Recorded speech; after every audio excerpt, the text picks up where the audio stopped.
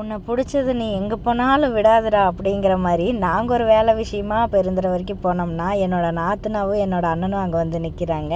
நாங்கள் என்ன விஷயத்துக்காக போனோமோ அதே விஷயத்துக்காக தான் அவங்களும் வந்திருந்தாங்க. அதுக்கப்புறம் கொஞ்சம் நேரம் பேசிட்டு அவங்க சாப்பிட போயிட்டாங்க. அந்த கேப்பில் வந்து நாங்கள் டீ குடிச்சிட்ருக்கோன்னு சொல்லிட்டு டீ குடிச்சிட்டு வெயிட் பண்ணோம். அவங்க வர மாதிரி தெரியலன்னு சொல்லிட்டு சரி பொறுமையாக சாப்பிட்டு வரட்டும்னு சொல்லிட்டு நாங்கள் வீட்டுக்கு கிளம்பி வந்துட்டோம்.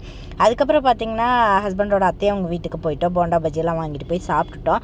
அம்மா பார்த்திங்கன்னா பூ கட்டுறேன்னு சொல்லிட்டு பூ கட்டுறதுக்காக உட்காந்துட்டாங்க. மல்லிகைப்பூ முல்லைப்பூலாம் நான் சின்ன பிள்ளையா இருக்கும்போதே அப்பா பார்த்திங்கன்னா எப்படி கட்டணும்னு சொல்லி எனக்காக சொல்லி கொடுத்துட்டாங்க. அப்பயே நான் கற்றுக்கிட்டேன்.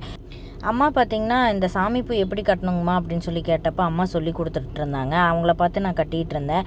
அப்பாவும் ஒர்க் முடிஞ்சு வந்துட்டாங்க. வந்தோன்னே இருப்பா நான் போய் சிக்கன் எடுத்துகிட்டு வரேன்னு சொல்லிட்டு சிக்கன் எடுக்கிறதுக்காக போயிட்டாங்க. ஹஸ்பண்டும் அப்பாவும் தான் போய் எடுத்துகிட்டு வந்தாங்க.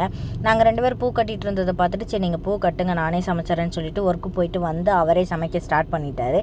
சமைச்சு எங்களுக்கு கொடுத்தாங்க. இப்போ தான் ஃபஸ்ட் டைம் அப்பா கையெல்லாம் நான் வந்து சாப்பிட்றேன். சாப்பாடு குழம்பு சூப்பராக இருந்துச்சு. செம்மையாக வச்சுருந்தாரு. சிக்கன் கிரேவி தான் வச்சுருந்தாங்க.